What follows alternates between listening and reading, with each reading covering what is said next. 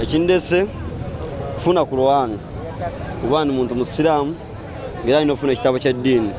Naye akanyigo kabadde k'amaanyi wali okufuna Qur'an zino tekibadde byangu.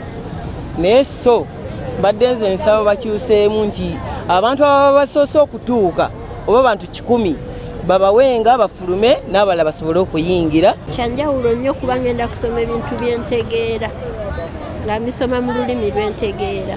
Abantu bagudde pressure eyo munda, abantu obwedda babafulumya babawujja naye nga ne Qur'an tetufunye at least netwandifunyeeko emu. Enteekateeka y'ogaba Qur'an yava ku kigambo ekigamba nti Qur'an yawandiikibwa mu Luwarabu.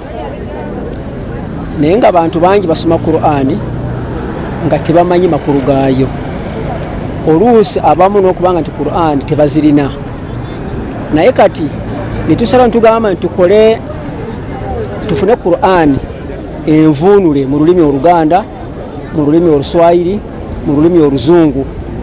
Buli muntu asobole okubanga nti kyasoma aba akola ki aba akitegeera. Qur'an eno ezivuunule zivuunulwa abantu abakugu ddala era bamala okuzivuunula ne zigendebako era abantu abakugu ddala abalala ne baddemu ne batunulamu bye bavuunudde. Tulina emiteeta kumpi 3 Qur'an nga tennafuluma okugiyitamu bakakase nti teriimu kantu konna. Fuluma.